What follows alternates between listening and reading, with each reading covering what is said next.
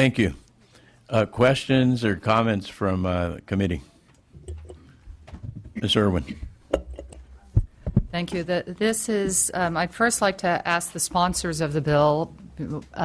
Some of these programs are very successful, and obviously they do match, they're more careful in matching owners with these pets. I would hate to see these programs replaced. So I guess I'm really not clear, and I've read the bill, I'm really not clear.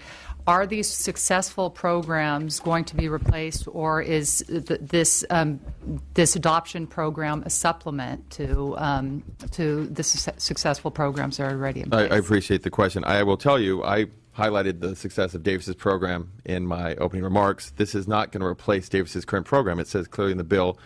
First of all, this is a voluntary program. We're not creating a new bureaucracy. There's not going to be some kind of regulators going through these universities or research institutions to determine which animals should live and which ones should be euthanized, which ones should be adopted and by who.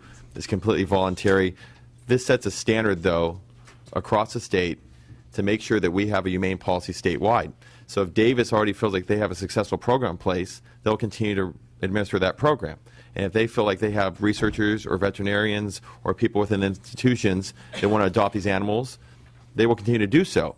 If they run into an impediment where they don't have an ability to place animals, they will work with a group of their choosing to help place those animals. But I think it's very disingenuous for people to come up here with medical backgrounds and experience saying that we're trying to take away their programs when we clearly highlighted the success of their programs in the opening statements.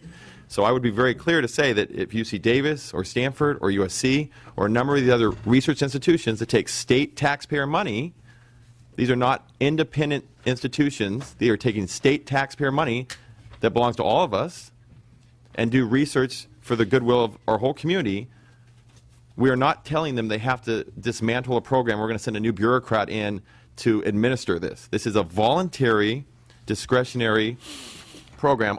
But it does send a message that our state is a humane state that cares about animal welfare. This is not an impediment to research. I had several veterinarians come up and say that this is an impediment to research. That is absolutely false. And I'd like, if anyone would like to elaborate on how it would be an impediment to research when it's a voluntary program at the conclusion of research, when the institutions have the ability to choose which animals can humanely be adopted out. I think that's very disingenuous for someone with a veterinarian degree to say that. Secondly, I will say this. We applaud the universities for their efforts. I applaud that after the hearings last year and the work we did and we pulled back to make sure the liability issue was addressed, because I take that very seriously, and I don't want to see any of these institutions, which I have been a huge advocate for, especially in my time on the budget committee last year where I fought tooth and nail for these institutions, especially Stanford and USC when it came to Cal Grants, and I stuck out and said to the governor that we need to ensure that those schools get their fair share of the Cal Grant funding. I will be very clear, though. We are not going to try to reinvent the wheel here. We are trying to create an even playing field. How many of us on this dais today have talked to industries when behavior is already becoming prevalent? We were asked by the industry to codify it and make it standard. This is a bigger issue about certain research institutions not realizing they're public institutions or taking public dollars and have to be accountable to the people funding their research. But I will be very clear. I look forward to taking amendments to help codify any more on the liability side of it, and I am very clear to say we are not trying to reinvent the wheel. We're not trying to create a new bureaucracy. This is a self-administered program by the experts. I'm not a veterinarian. I'm not a research doctor. I'm not pretending to be one. Those decisions will be left to those people with those very impressive backgrounds that give them the authority and ability and knowledge to do so. But this does send a message that the state of Minnesota already has done and is working in a very collaborative effort with the University of Minnesota to say that this will be the goal, the objective of our state, of all these research institutions to take taxpayer dollars to conduct their very important research, to say that they will have a program in place to make sure that the animals, when they can be humanely adopted out at the conclusion of the research, without an impediment to the research, will do so. And if they have existing programs, and I think your story is amazing, and I applaud you for your work and for your ability to know what dogs should go to what people, and that will not change. And you have my word on that, and you have anyone can tell you. Well, I think it's very disrespectful that people are laughing in the back, but that just shows a sign of their callousness. So I will say this. I asked for your aye vote based on the fact that this is a bill that we brought up last year. There were concerns. We slowed it down. We attempted to work in a bipartisan way to engage the universities, to ask for their help. We applaud those universities. They're already making a commitment to adopt these animals out, and we will not impede their ability to do so. We do ask, though, that this bill be codified into law, that we have a goal as a state to make this the law that everyone has to abide by when they're taking federal and state research dollars. And so then I just wanted to follow up with either Stanford or UC. So how would this bill, after hearing what Assemblymember DeBobne said, how would this bill disrupt your adoption processes? Well, for one, I've discussed this bill with many of our faculty members, and they have legitimate concerns about the motivation behind this bill in particular. As you stated, there are good adoption processes in place, both with the Beagle Freedom Project and with ours, but you have to wonder if everything is working. Why are we introducing this legislation? The faculty members are astutely aware of the euthanasia rate of animal activist organizations that take animals from research animal and biomedical facilities, educational facilities. It's extremely high. PETA actually took, what was it I looked up, 245 of the 290 animals they recently took into custody were euthanized. So, and that's a documented fact. It's not hard. You can look it up on the web. I guess some of our faculty also were very concerned about the transparency of the organization that has proposed this bill, and that some of the members in their leadership have criminal histories. And they don't feel confident that we could easily turn dogs over by mandate, even if it's voluntary or not. The impetus here is to get this bill in and to stop and impede animal research in any way they can. We have a system that works, and it's working beautifully. I think we need to think deep about why it's here and why we're talking about this today.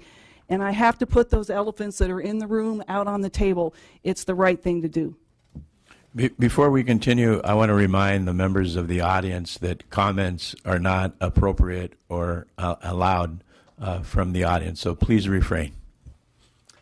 Just in response to that question on behalf of the university, I'd say that we have faculty as well that share those same concerns about the motives that are at play here, but that's not the principal thrust of my arguments today. I think that what we continue to argue is that moving these animals out of the direct adoption programs that are currently in at our campuses are not in the best interest of those animals. I think that we've appreciated the Assembly members' willingness to move with respect to the liability issue. We very much appreciate that. I think that that's something that we have been concerned about.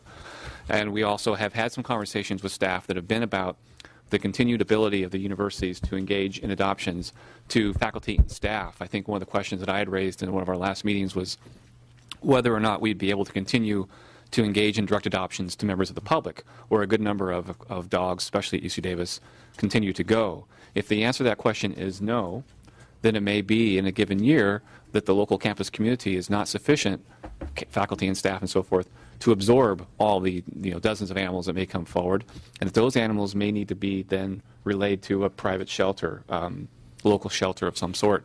Our view is that if the animals stay on campus and they're adopted in the case of UC Davis 100% of the time, why would you take them down the road to a county or other sort of city shelter where their opportunity to be adopted would be diminished? Mr. DeBobne? Nor in our bill do we say that these should be animals like dropped off at a shelter. We have organizations that are in place that the schools can vet, can check with to see. But it goes back to my original point. If the program is working on campus and they feel confident in the ability for their researchers to determine which animals can be healthy and happy post-research, they have the ability to adopt those animals to other researchers, to other faculty, to people they feel qualified to take the animals. The bill simply is a supplement to that and really just puts into place a standard for the state. We're not trying to interfere with these programs. I mean, when you hear some of the remarks by the person from Stanford here, I forget your name, I apologize. I forget yours too, so it's okay. Well, that's remember that. But at the end of the day, there is no new bureaucracy. There's no enforcement element. We're going to send people in to do any kind of guided tours that would say, well, you didn't adopt this dog and you're going to be penalized, or we think this dog was healthy and this one's not and we're going to penalize you, or you can't adopt this person, you have to adopt this person. Nowhere in the bill does it say this. It is a little alarming that these institutions that are publicly funded or take publicly funded money are so upset and objecting to the ability for taxpayers to have an ability to have oversight in any shape. I think we see a similar debate playing out in the tuition argument that's being taken place next door.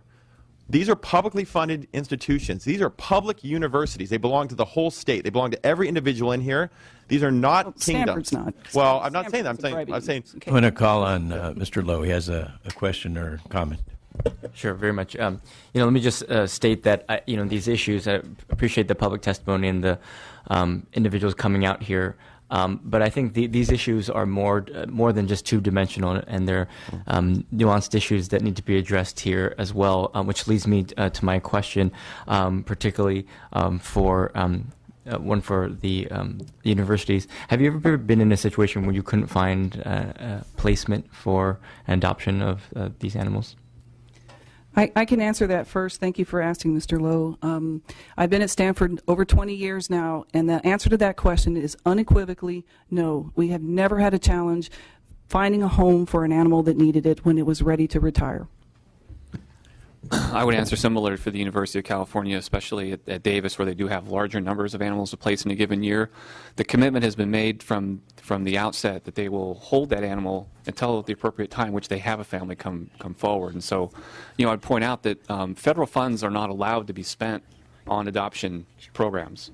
They just aren't. The purpose of the funding agency is to ensure that the research gets conducted, and that's it. It's really our institutions that have been the ones who've stepped in and said, we believe, and in the case of Davis, for example, the reason why they created their adoption program years and years ago was because they felt that when they were trading animals over to the local shelters, they weren't having good outcomes. So Davis has essentially been taking it upon their own dime for many, many years, and will continue to do so and be proud to do so.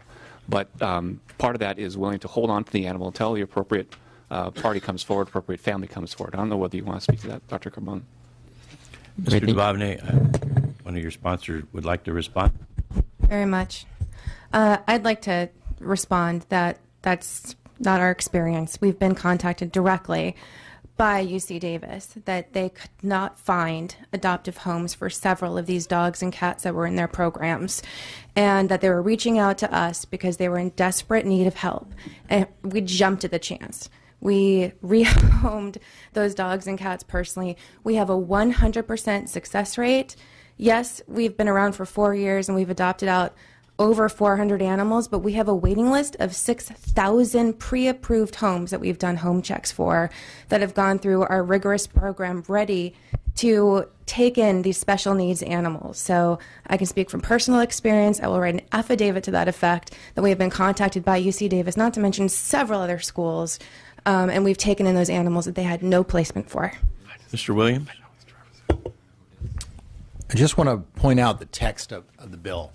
The text of the bill says that any institution of higher education or employee or student thereof that confines dogs or cats shall offer the dogs or cats to an animal adoption organization or animal rescue organization for adoption prior to euthanizing those animals.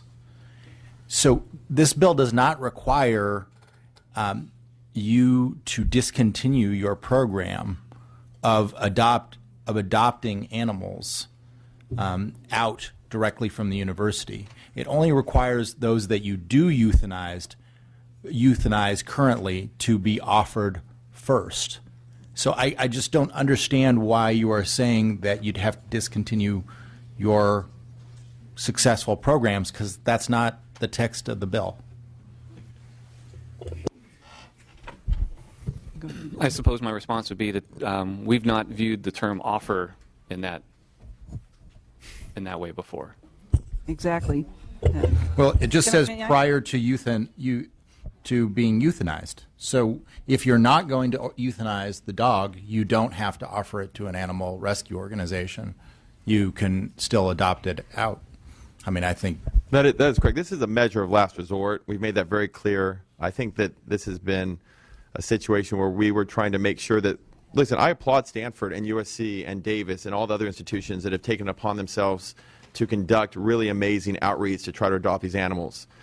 But these are all voluntary programs and could be dismantled at any time. At the end of the day, We're saying as a state that we want to have a humane standard put in place to make sure that all these institutions that receive taxpayer funding, and I'm very aware that Stanford and USC are not public institutions, but they're publicly funded in the sense that we provide educational money for them in terms of scholarships and grants through the state. We provide research dollars, and they're really pillars of our community. And I applaud all these public institutions for the work they do, and I will support them in any way I can.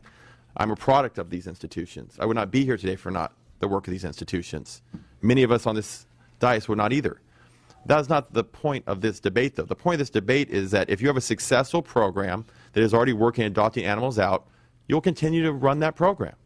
And if you find a situation where you don't have the ability to adopt these animals out, and you have a choice between euthanizing them or adopting them out, the state's goal would insist that you reach out to one of these organizations and provide them an opportunity to take in these animals who have endured so much and give them an opportunity to second life. I have come before many of you asking for very difficult votes in the past. This is not one of them. I thank you.